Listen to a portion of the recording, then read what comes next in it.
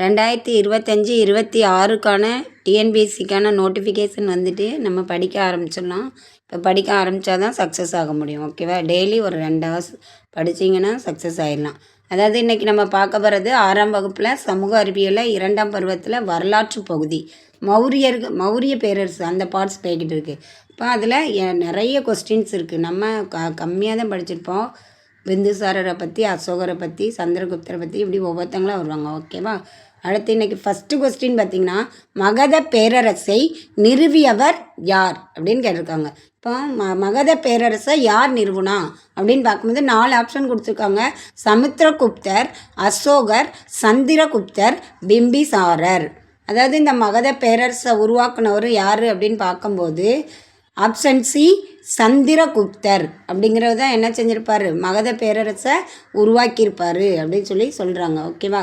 அதாவது option C சந்திரகுப்தர் Magadha பேரரசை உருவாக்கினார், நிறுவினார் அப்படின்னு சொல்லப்பட்டிருக்கு. ஓகேவா? ஃபஸ்ட்டு கொஸ்டின்ஸ்க்கு ஆன்சர் ஆப்ஷன் சி.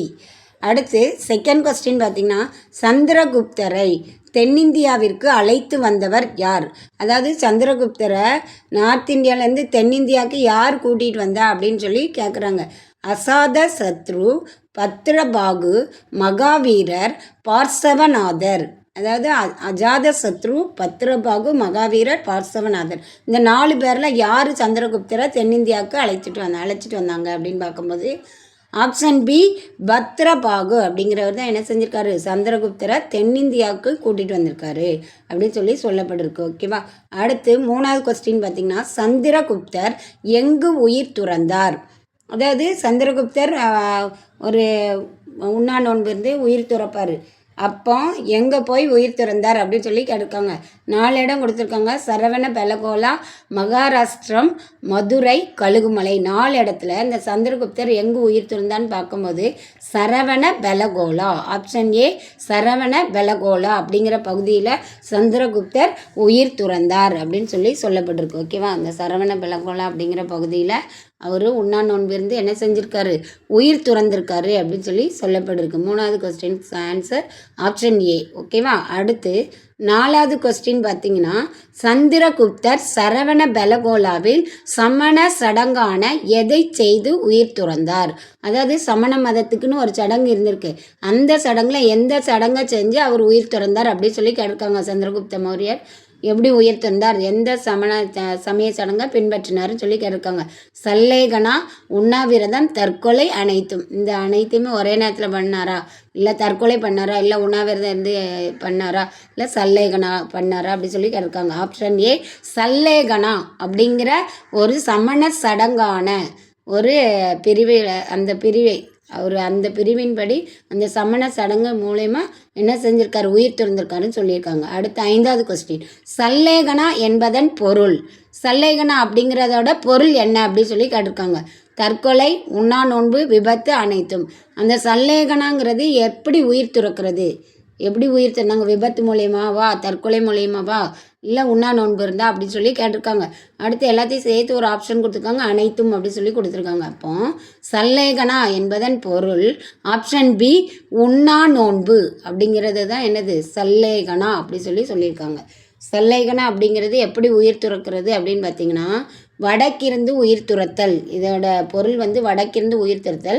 இப்போ இதில் ஆப்ஷன் எது அப்படின்னு பார்த்தீங்கன்னா ஆப்ஷன் பி உண்ணா நோன்பு. உண்ணா நோன்பு இருந்து வடக்கிருந்து உயிர் துறத்தல் சல்லேகனா என்பதன் பொருள் அப்படி சொல்லப்பட்டிருக்கு. ஓகேவா? இப்போ ஆப்ஷன் பி தான் என்னது ஆன்சராக கொடுத்துருக்காங்க. சல்லேகனானா உண்ணா நோன்பு அப்படின்னு சொல்லப்பட்டிருக்கு. அடுத்து 6வது கொஸ்டின் பார்த்தீங்கன்னா, பிந்துசாரரின் இயற்பெயர் என்ன? பிந்துசாரரோட இயற்பெயர் அப்படி கேட்டிருக்காங்க. அப்போது 4 ஆப்ஷன் கொடுத்துருக்காங்க. சிம்கசேனா, தண்டின், அசாத சத்ரு, குப்தர் அப்படி சொல்லியிருக்காங்க. ஓகேவா? பிந்துசாரரோட இயற்பெயர் அப்படின்னு பார்க்கும்போது 4 ஆப்ஷன் கொடுத்துருக்காங்க. அதில் ஆப்ஷன் ஏ சிம்கசேனா. இந்த பிந்துசாரரோட இயற்பெயர் என்னது, சிம்கசேனா.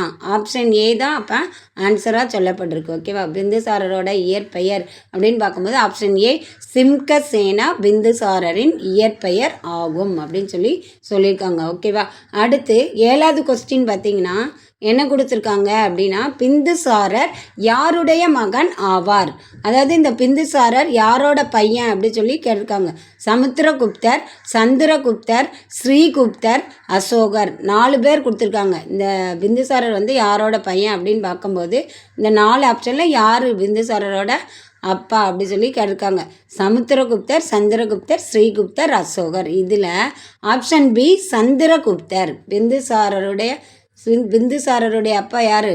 சந்திரகுப்தர். அப்போ இங்கே எது ஆன்சராக தரப்பட்டிருக்கு? ஆப்ஷன் பி சந்திரகுப்தர் பிந்துசாரரின் தந்தை ஆவார்.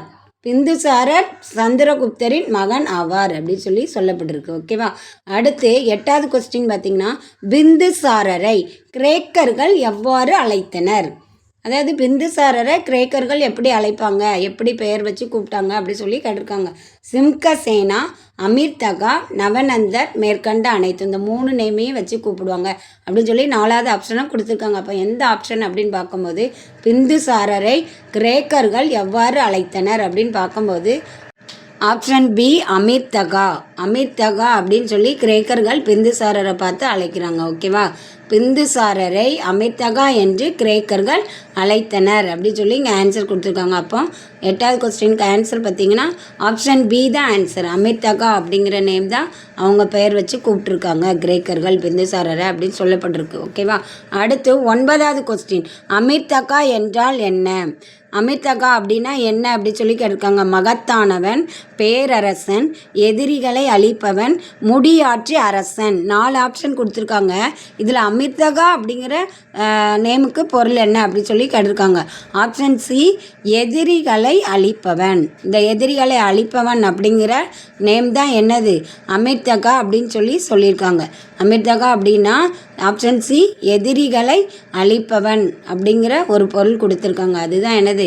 9வது கொஸ்டினுக்கு ஆன்சர் ஆப்ஷன் சி தான் அப்போ ஆன்சராக கொடுக்கப்பட்டிருக்கு. அமிர்தகா என்றால் என்ன அப்படின்னா எதிரிகளை அழிப்பவன். ஆப்ஷன் சி தான் அப்போ 9வது கொஸ்டினுக்கு ஆன்சர் அப்படின்னு சொல்லி சொல்லப்பட்டிருக்கு. ஓகேவா?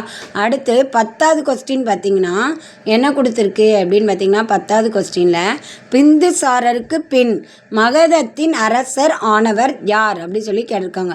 பிந்துசாரருக்கு பின்னாடி மகதத்தோட அரசர் ஆனவர் யார் அப்படின்னு கேட்டிருக்காங்க. அசோகர், சந்திரகுப்தர், ஸ்ரீகுப்தர், சமுத்திரகுப்தர். 4 ஆப்ஷன் கொடுத்துருக்காங்க. இந்த 4ல் எந்த அரசர் பிந்துசாரருக்கு பின்னாடி மகதத்தோட அரசர் ஆனார் அப்படி சொல்லி கேட்டிருக்காங்க. அப்போ எந்த அரசர் ஆயிருப்பார்? பிந்துசாரரோட பையன் யார்? ஆப்ஷன் ஏ அசோகர். இந்த அசோகரை தான் என்ன செஞ்சிருப்பார்? பிந்துசாரருக்கு பின் மகதத்தோட அரசர் ஆயிருப்பார் அப்படின்னு சொல்லி சொல்லியிருக்காங்க. ஓகேவா? அப்போ இங்கே ஆன்சர் என்னது அப்படின்னு பார்த்தீங்கன்னா பிந்துசாரருக்கு பின் மகதத்தின் அரசர் ஆனவர் ஆப்ஷன் ஏ அசோகர். இந்த அசோகர் தான் என்ன செஞ்சிருப்பார்? பிந்துசாரருக்கு பின்னாடி அரியணை ஏறியிருப்பார். அரியணை ஏறியவர் அசோகர் ஆவார் அப்படின்னு சொல்லி சொல்லப்பட்டிருக்கு. ஓகேவா? சேனலை சப்ஸ்கிரைப் பண்ணுங்கள், லைக் பண்ணுங்கள், பெல் ஐக்கானை கிளிக் பண்ணுங்கள். அதாவது டெய்லி தினமும் போடுற வீடியோவை டெய்லி பாருங்கள், படிங்க, சக்ஸஸ் ஆகிடலாம், வெற்றி நிச்சயம். ஓகேவா?